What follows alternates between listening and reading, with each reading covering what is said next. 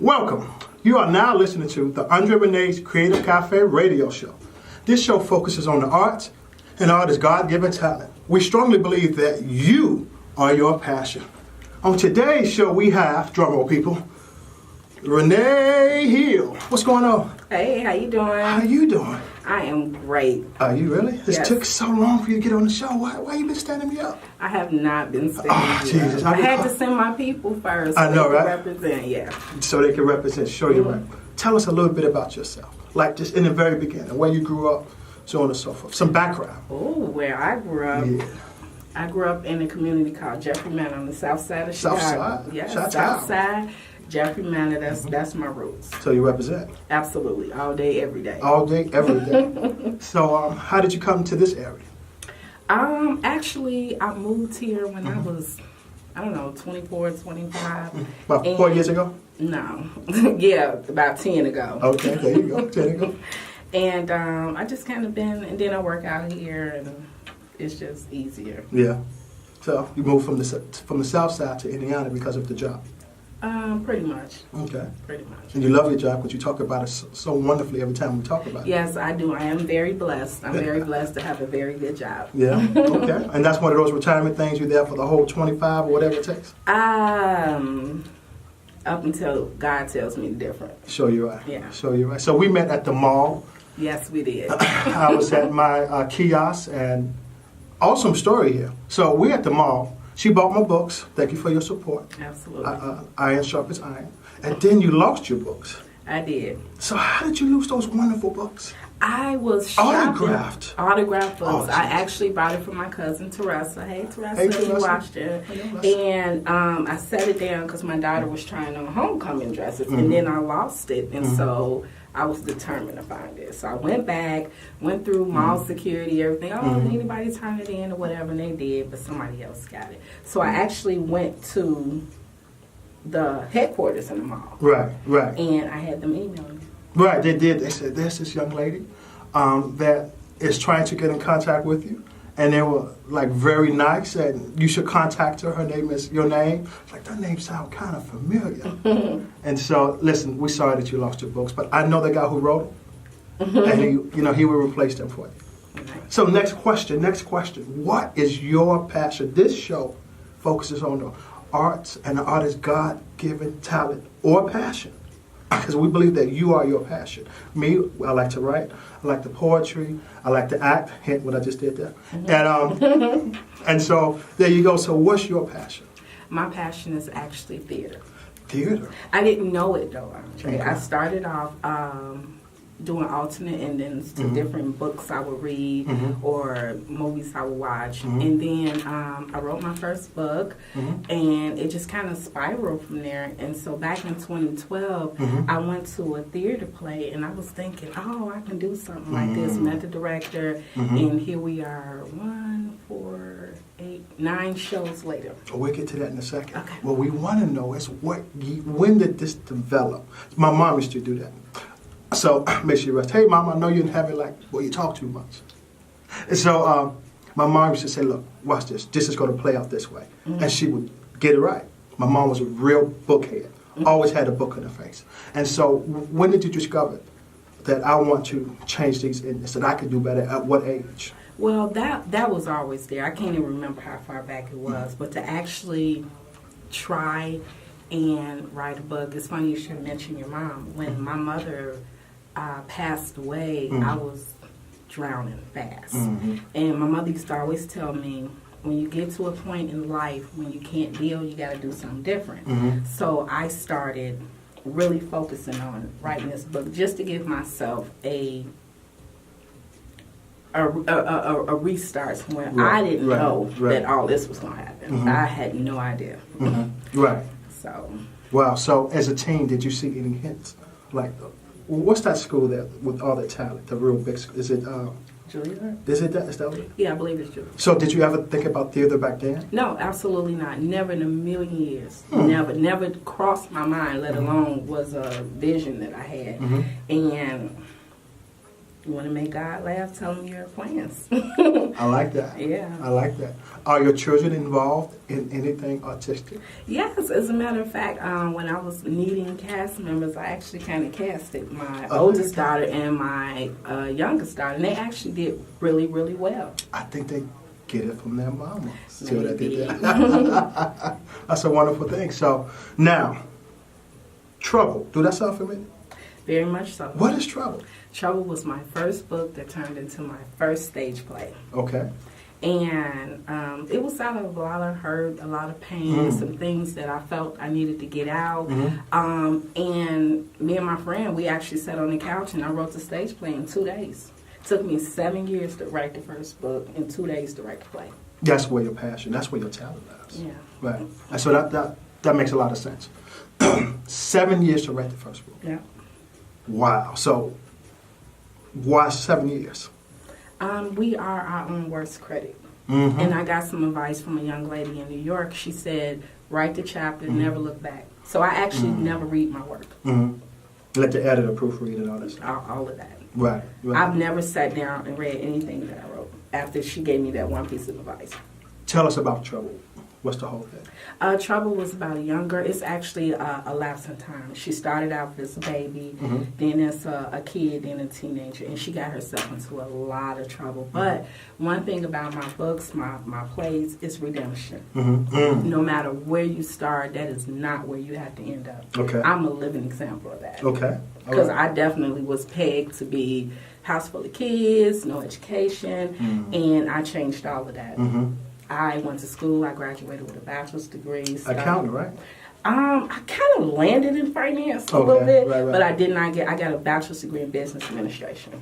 Same. Yep. Right. You're in the building. You're still in the building. Yeah. Right. And so, Trouble came after college. Trouble came years after college. 12 years later, 13, something like that. Okay. The main character does what?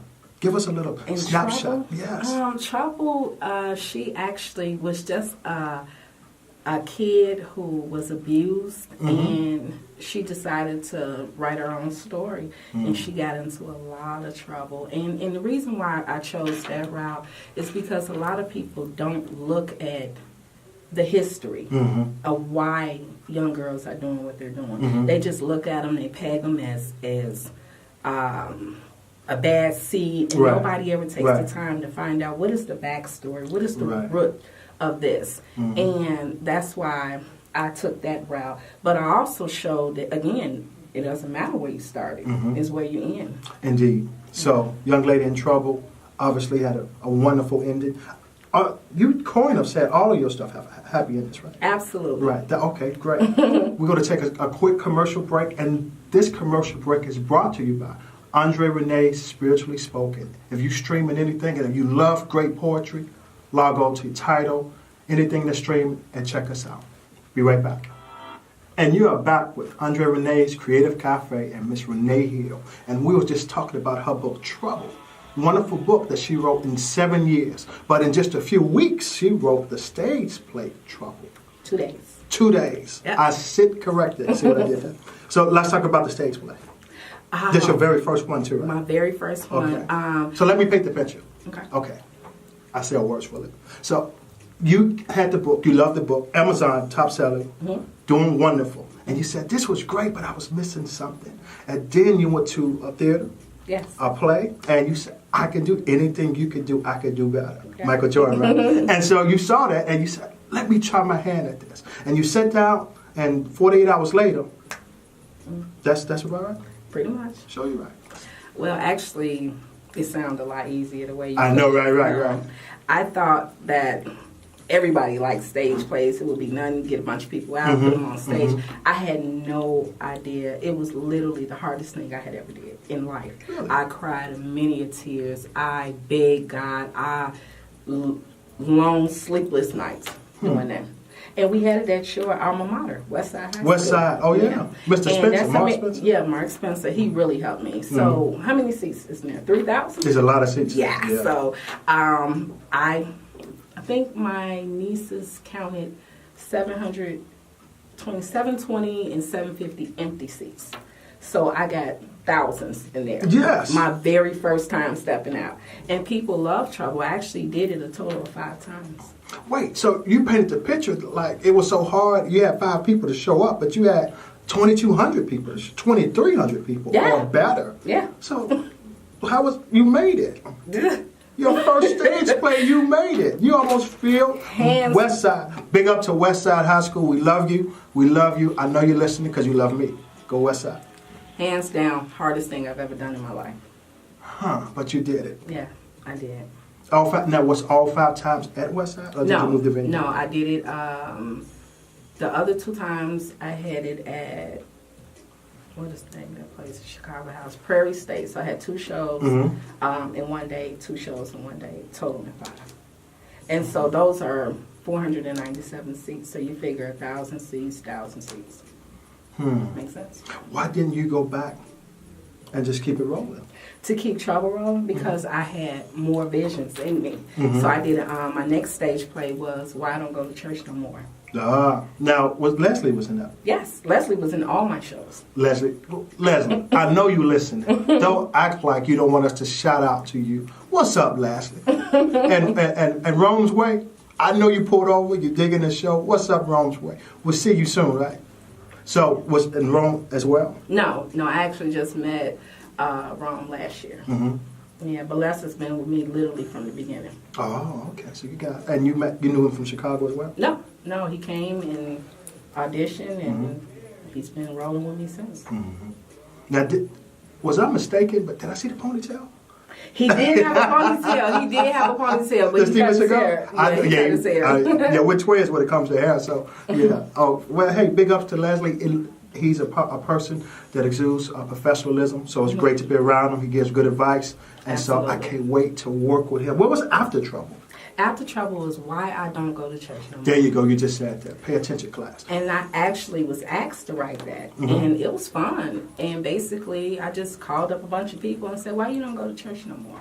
So what I did was I went off the stereotypes. The rich pastor, the wayward teen, the flamboyant quadrant, all the reasons why people say they don't go to church. But what I did was I put a twist on it. About scene 5 in the middle, the pastor had a massive heart attack, and he went to heaven. Right. And he actually was on trial for his life. And I had the audience as the jury. It was a lot of fun. And I made this guy look so guilty. Interactive, you said? Yeah. The audience was the judge was reading the minds of the audience. Sure, you're right. Okay, I get it. What I did was I made him look so guilty when actually he wasn't guilty of anything. Just depicting how people are so judgmental.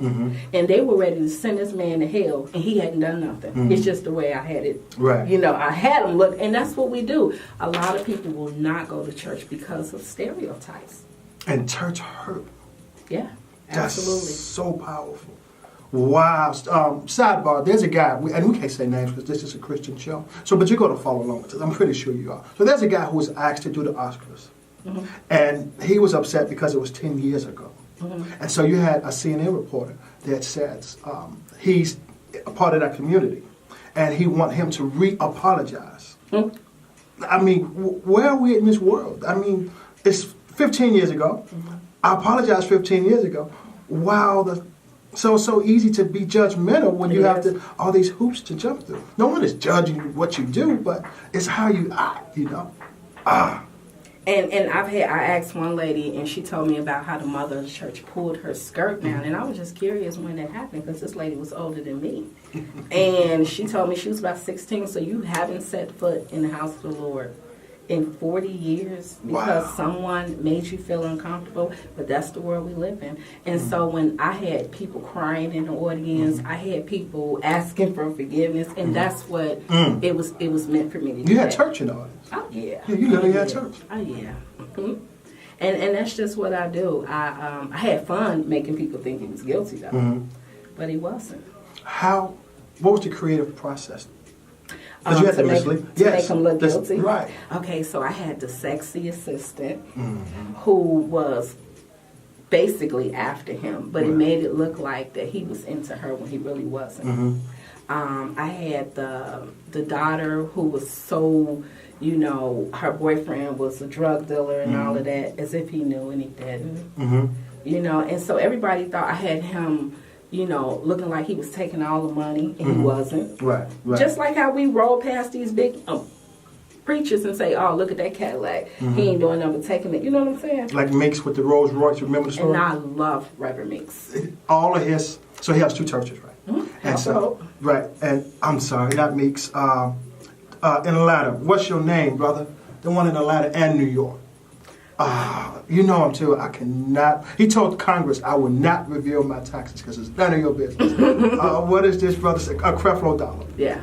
Now, so many of his members gave $5, and you could Google to figure out what the amount was, but it was so small. But since he has such a huge congregation, it was like if everybody gave $5, it wasn't even a whole congregation. And he got a Rolls Royce as a gift. The world judged him so bad because of his gift. He said, dude, I fly back from Atlanta to New York to serve the people. Exactly. And they gave $5, so he took the Rolls Royce and he sold it and gave the money to the youth. I mean, why should you have to do? But we're judgmental people, and no one said it was going to be fair, and no one said it was going to be easy. It's hard to be a straight-up Christian in this world, but that's our plight. And after these commercial breaks that's brought to you by St. Augustine Episcopal Church of Gary, Indiana, go visit. We'll be right back with Renee Hill. And you are back to Andre Renee's Creative Cafe with the wonderful, the talented Miss Renee Hill. Now let's get to the meat and potatoes of why you here. Okay. So you have other stage plays. That's wonderful. Read her bio and you get all of that. But there's something that's coming up soon, and it's about a book or something. What is it called again? The Book of Ruth. Oh, now is Ruth a cousin or something? No, Ruth is a story in the Bible. Really? Yes. So tell us about that. Okay, well, the Book of Ruth is something that I was led to do back in 2012. And I refuse. It would wake me up out of my sleep. It would just nag on me, but I didn't know what to do. And so finally, I just asked God, tell me what to do, tell me what to write, tell me what to do. And I isolated myself. And I focused, and finally it hit me. I had already wrote it. So 3 years ago, I had actually already wrote it, but I just didn't put 2 and 2 together. So I did a 2019 New Age version of the Book of Ruth because I kept focusing on how she felt then. How about how she would feel now? Right. And it was amazing. It was amazing. And I just feel like a lot of women, a lot of the youth would really, really, really be able to see themselves in the show. Right. What was your inspiration some time ago when you wrote it? I didn't have any inspiration. I was minding my business, and I had a vision. Okay. And I used to wonder, like, when people say they had a vision, like, what is that? Like, what do it look like? I literally was sitting in my room, and I had a vision of the entire stage play back in 2012, 2013. And it scared me to death. God inspired, right? Yes. I strongly believe in it. I believe the things everything I do is inspired. And so you have to. That's where the passion comes from. He gives you a talent, right? He gives some 1, some 5, some 2. If you want to go with the parable, or some have many. But when you have your talent and you follow your talent, it's easy. Just like when you wrote Trouble in 2 Days. Now, modern day, we don't want to give the whole play away because is this going to be a West Side too? No, actually, we're going to do a tour around Chicago. Wow. Yeah, we're going to do a tour. Wow. So I've went from 2 shows in one day to God See Fit, a 30-day run. So that would be a total of 16 shows, Friday, Saturday, and Sunday, 2 on Saturday. Okay. So that's a total of 16 shows. So that's a big stretch from where I started at. Right. You know. Do you have your cast together? And you know what? When God gives you a vision, and I believe you mentioned to me a couple days ago that He'll give you confirmation. Indeed. And so what I did was I sat back and I literally handpicked. And the people who I was missing, I allowed God to tell me who to cast for that part. And so I went from not having enough cast members to the door knocks just won't stop opening. Right. Yeah, right. and as a matter of fact, I am doing a second casting call. There you go. I need a few more people to join this wonderful cast. We're going to be at the library on January 12th from 2 to 4. So if you're looking to debut yourself, you can come on out from 2 to 4 at the library on 95th and Halsted in Chicago. Right. One more time, so that just in case if they was looking for the pen.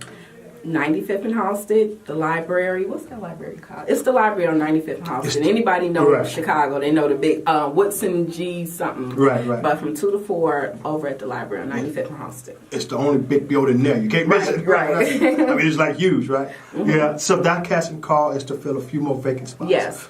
So who are a few of your main cast members? Okay, I have my very main cast members. Her name is Miss Shannon Harris. Hello, Miss Shannon Harris. Yes, Miss Lanita Marie.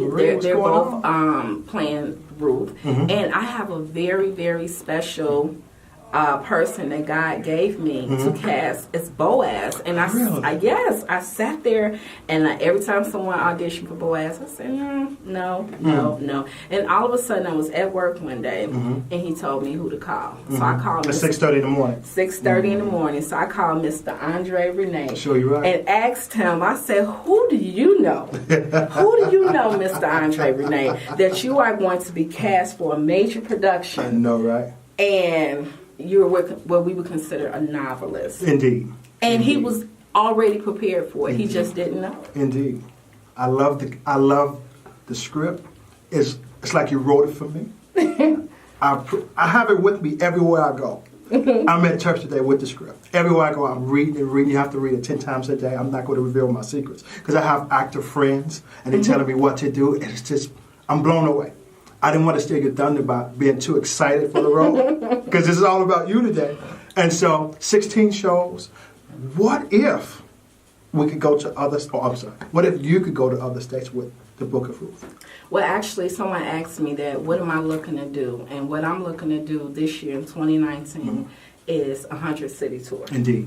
A 100-city tour. And I believe God. If He says so, it is. Absolutely. And here's what we're going to do. So people, it's the Book of Ruth. We know I'm Boaz. We have some other wonderful people that's going to be in this cast. We are going to go door to door, church to church, and make sure that you know that this wonderful play is right here in your backyard. We're going to knock on every door because we want everyone here. We want all of the churches to come to see what we do. So the Book of Ruth is going to air, it's going to start running in May. Yes, May 6th through June 2nd. There you go. And we're going to, from this point on, we're going to broadcast this every show so you guys can know what's going on. We have this segment that's called What Would Jesus Do? Okay. In this segment, would Jesus have a problem with us using the Bible for stage plays or films? Absolutely not, because he wouldn't have gave it to me. Right. So I concur. I think that's a really easy answer. What would Jesus do about us using his word in stage plays? The Bible says he that wins souls and wise.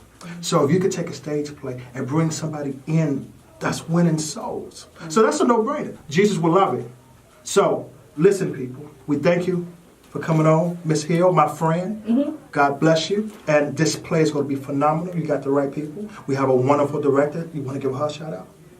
Absolutely, Miss Nina McAlpin, all my cast members, Les, Rome, everybody who's Shamika, everyone who is going to be, we're going to have a wonderful time. And really, really, really fast, when I was 12 years old, since you mentioned it, God actually gave me a vision, and I'll tell you about that. I'm just putting it together right now. Right.